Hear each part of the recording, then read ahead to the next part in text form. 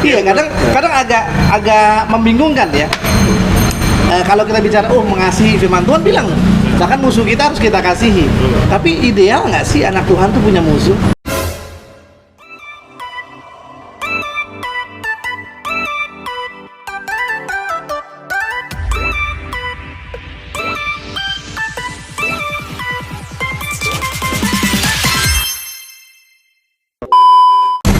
Welcome to Get Fresh Channel. Remember your DNA. Channel yang membahas tentang tujuan hidup kita di dalam Tuhan. Hari ini kita lagi nongkrong santai di sebuah coffee shop. Kita mau sharing-sharing, kita mau bahas untuk semakin dalam mengenai kasih. Kemarin kita bahas tentang tema kita adalah mengasihi yang harus dikasihi. Sore hari ini kita mau share nih, kita mau sharing ke teman-teman yang ada di sini dan teman-teman semua yang nonton gitu ya, sahabat-sahabat Get Fresh. Kita mau semakin dalam yuk bisa memaknai kasih kita ke banyak orang seperti Tuhan mempraktekkan kasihnya buat setiap kita dan ke banyak orang juga, saya percaya. Kita ada kedatangan teman Get Fresh kita dari sudut merah, silakan. Perkenalkan diri. Halo, nama saya Yosef. Ica, Panda. Oke, Bapak Yosef. Yes. Apa kabar, Pak? Kabar baik. Sudah mengasihi hari ini? Yes. Ibu Ica gimana, Bu? Luar biasa. Luar biasa ya. Biasa di luar? Ya, luar dalam. Luar dalam. Gimana Ibu Panda? Aman. Apa? Targetnya berapa orang yang sudah dikasih? Waduh, berapa ya? Banyak-banyak. Banyak. Oke, teman-teman, kemarin kan kita sudah bahas nih mengenai kasih gitu ya. Di dalam perjalanannya, setiap harinya, keseharian kita kan pasti akan ketemu, akan ngalamin, akan berjumpa dengan situasi, dengan kondisi, dengan orang, dengan berbagai macam jenis karakter orang gitu ya. Yang paling pertama tuh gimana caranya teman-teman tuh bisa mengaplikasikan kasih ini yang dalam tema besarnya adalah mengasihi yang harus dikasihi ini ke banyak orang di saat situasinya tidak memungkinkan untuk mengasihi. Kira-kira menurut teman-teman kayak gimana? Boleh siapa aja dulu? Saya duluan deh. Siap. Mengasihi. Konteks mengasihi itu berarti kan ada action yang harus kita keluarkan ya. Yes. Yang pertama pasti dari hati. Kalau kita mengasihi murni itu pasti dari hati. Kan ada dua tuh. Waktu itu kemarin gue udah baca. Jadi ada mengasihi yang murni, ada juga mengasihi yang tidak murni. Ya kan? Kalau mengasihi yang murni kan berarti kan salah satunya timbul dari dalam hati ya. Ketulusan Jadi, gitu. Ketulusan. Kalau misalnya nggak murni kan berarti kan kepalsuan ya. Ya. Munafik dong ya? Hah? Munafik dong berarti. Bisa dibilang begitu. Wah. Ngalamin nggak bro? Hah? Ngalamin nggak? Sedikit lah. Sedikit. Di bagian yang munafik atau yang nggak munafik? Itu yang perlu dibahas, guys. Yang berat gini ya. Yang berat kan kalau kita mengasihi orang yang baik sama kita kan lu udah biasa banget. Tapi kalau kita mengasihi musuh kita tuh berat banget ya. Punya musuh, Pak. Hah? Kadang ini cuma cerita doang. Cuma cerita doang. Gitu. Cerita nyata ya.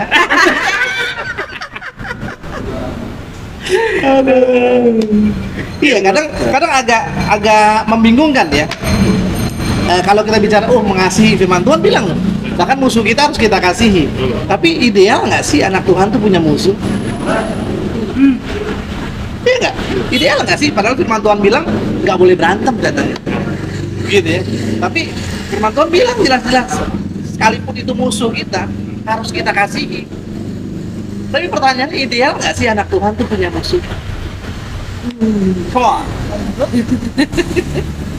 Sebenarnya mungkin bukan kita yang nge-labelin musuh ya. Siap. Mungkin mungkin dari pihak sananya yang Yang sana yang mana nih? Bu? jauh.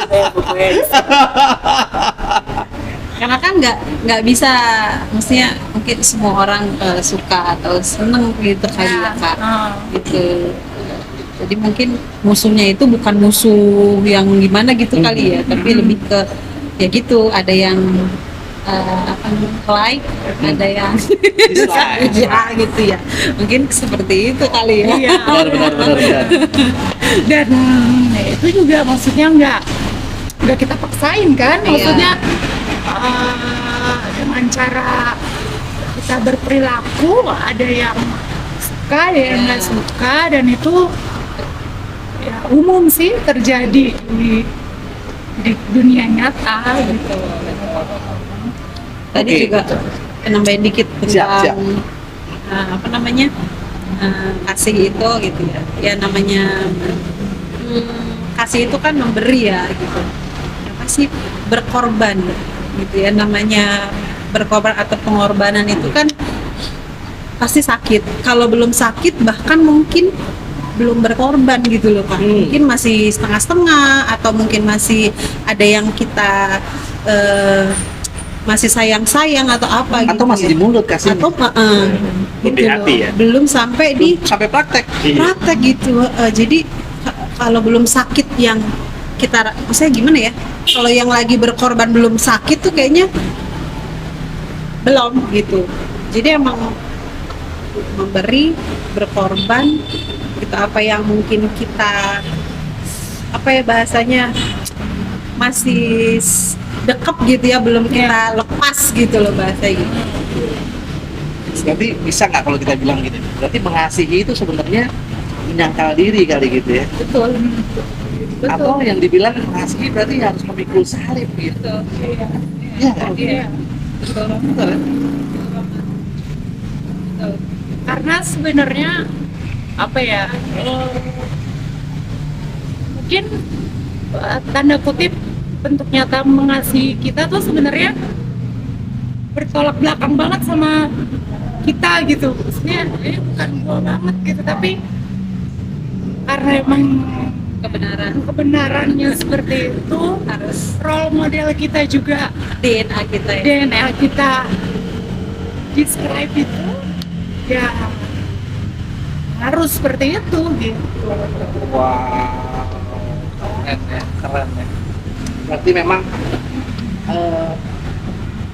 kadang harus ketemu, bahkan mau nggak mau kita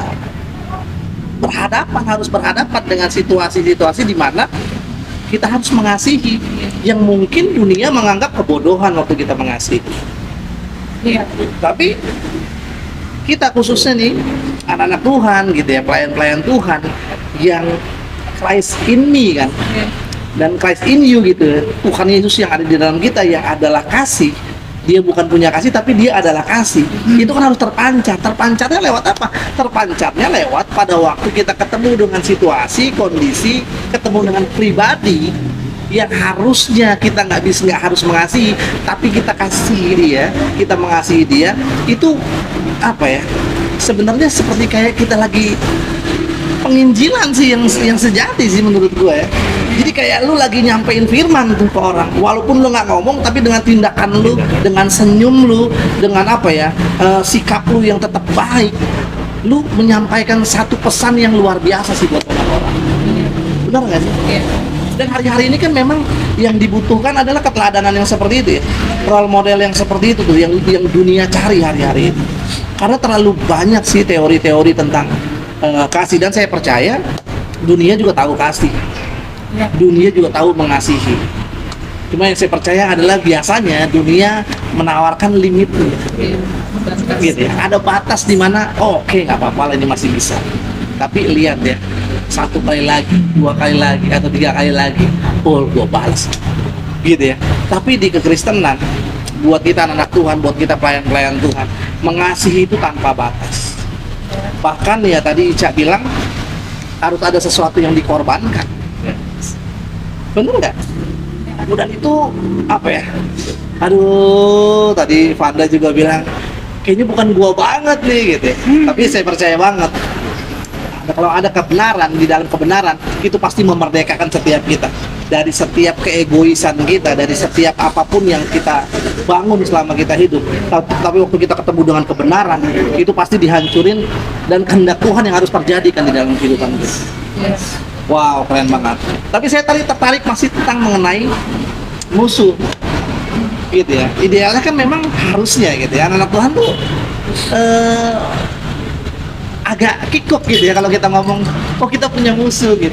Tapi amin mau nggak mau pasti ada tuh, gitu ya. Jangankan kita berbuat sesuatu yang salah, kita melakukan sesuatu yang benar aja, pasti ada aja orang yang nggak suka.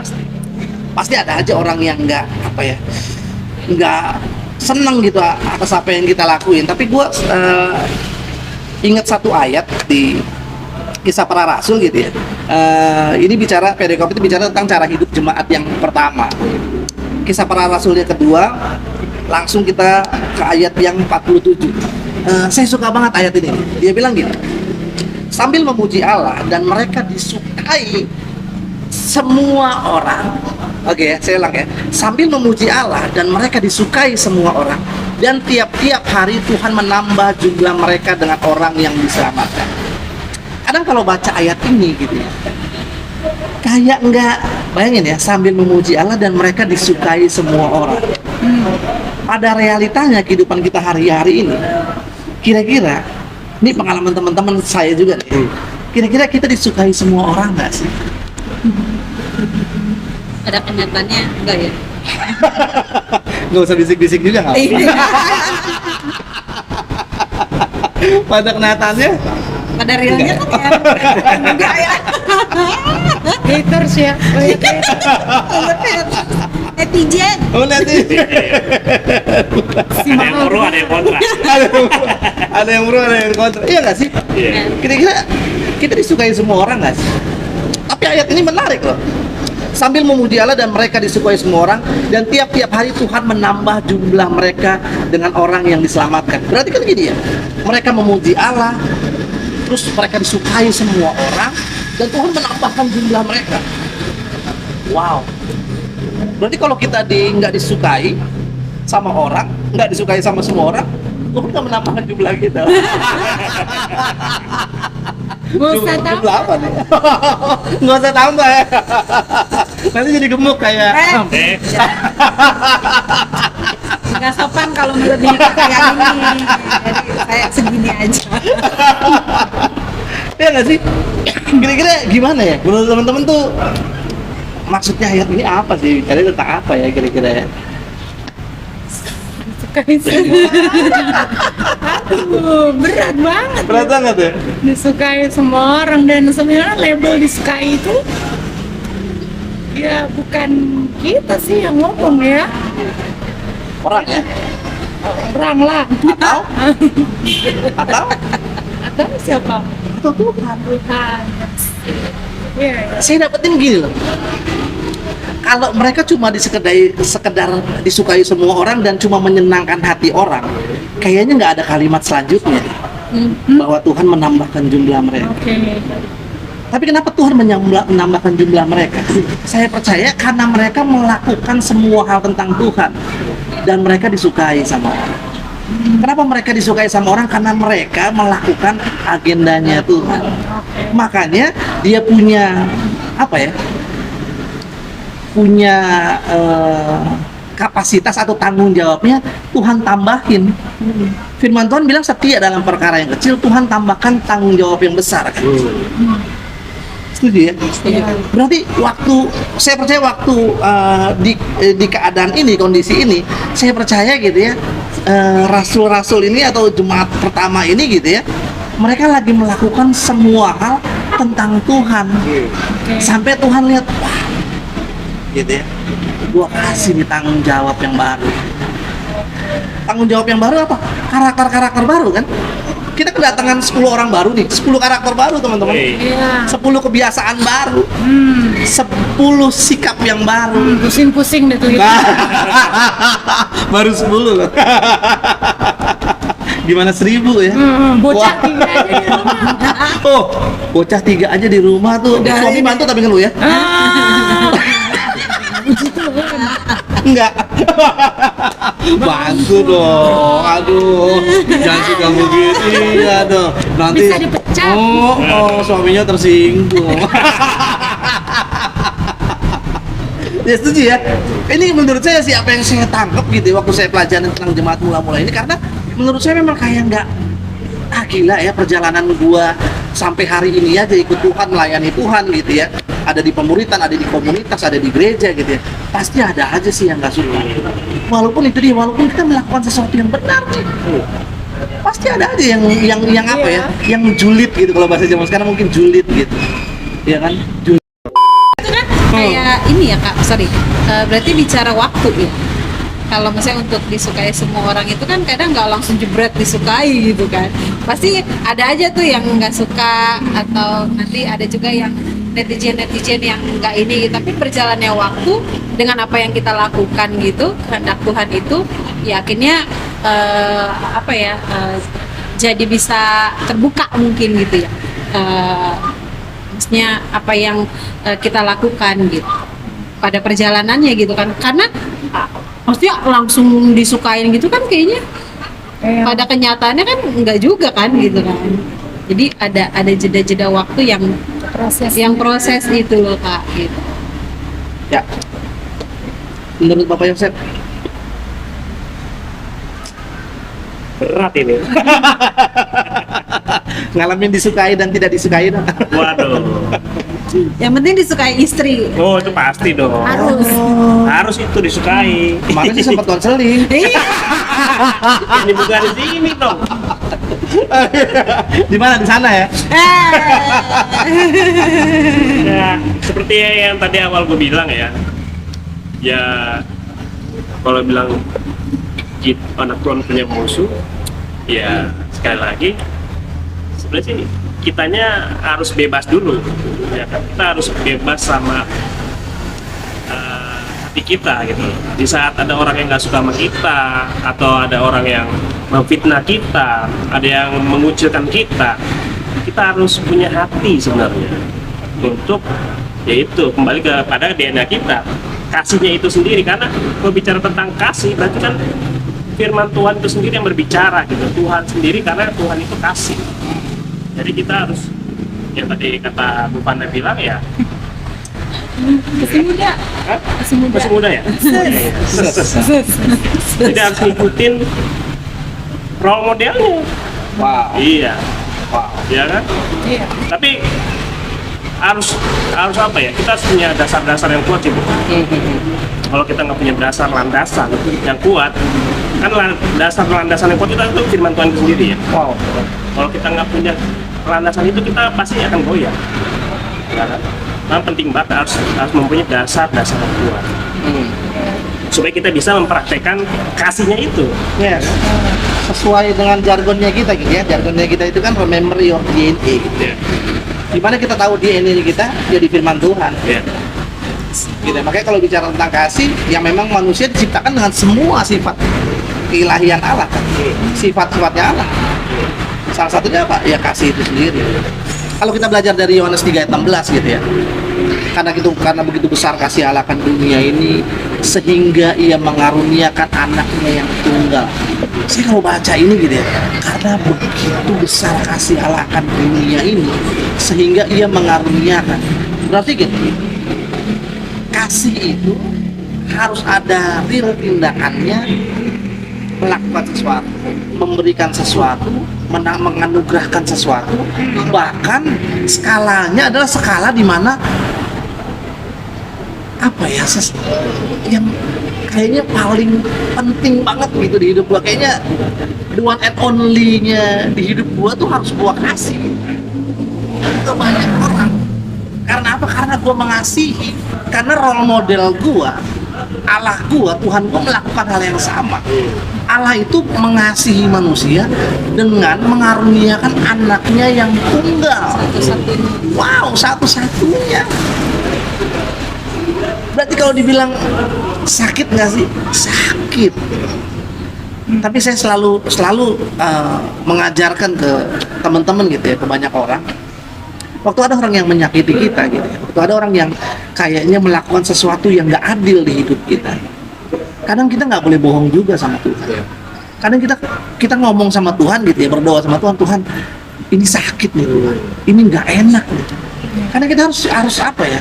Harus ngaku ini sakit, harus jujur sama Tuhan, ini nggak enak nih Tuhan. Tapi saya mau mengasihi. Saya mau mengasihi orang tersebut, pribadi tersebut, seperti Tuhan mengasihi saya. Wow, itu sih menurut saya apa ya? Kemenangan terbesar sih yang bisa kita raih dari step satu ke step selanjutnya gitu. Dari kemuliaan yang satu kepada kemuliaan yang selanjutnya. Jadi mengasihi mutlak buat setiap kita. Mengasihi itu bukan pilihan. Mengasihi itu bukan apa ya? Bukan A B C D E F G gitu. Mengasihi itu udah jadi satu keharusan buat anak-anak Tuhan, buat pelayan-pelayan Tuhan gitu ya. Karena Tuhan datang ke dunia ini membawa kasih. So, setiap kita yang apa ya, mendeklar gitu ya, diri kita adalah anak Tuhan, pelayan Tuhan, hamba Tuhan, kayaknya nggak ada pilihan lain selain saya harus mengasihi. Apapun situasinya, apapun kondisinya, apapun keadaannya, sesakit apapun itu, bicara jujur sama Tuhan dan sampaikan sama Tuhan, saya mau mengasihi, saya mau menjadi pemenang untuk selalu mengasihi banyak orang, bahkan orang-orang yang harus kita kasihi. Wow, penutup. Tips. Tunggu dulu. Oh, belum masih ada. Oh, siap. Kalau kata iklan-iklan yang ada nih, Us. iklan di film, Siap. apapun makanannya minum teh foto sosro. Oh. Kalau kita nih anak Tuhan, apapun masalahnya kita harus mengasihi. Wey! Oh, penutup yang bagus. itu keren. Waduh. Coba iklan selanjutnya. Selamat mengasihi. Selamat mengasihi. Iklan apa itu? Ada tips-tips yang apa ya? Yang kira-kiranya simpel gitu ya, tapi itu bisa banget kita terapin di keseharian kita pada waktu kita berhadapan gitu ya, langsung berhadapan to face sama si pribadi yang harus kita kasihi. Kira-kira ada tips yang teman-teman bisa sampaikan buat teman-teman guys. Tips-tipsnya. Apa ya? Boleh siapa dulu? Saya minum boleh? Biar kelihatan keren gitu. Bapak capek mungkin dari tadi ngomong terus. Air beras, Bang.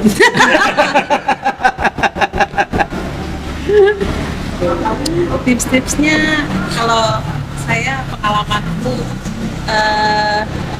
harus terhubung sama Tuhan sih. Wow. Karena kan memang kasih yang utama, hukum yang utama itu juga kan kasihlah Tuhan Allahmu dulu ya. Ke atas dulu baru ke samping gitu ya.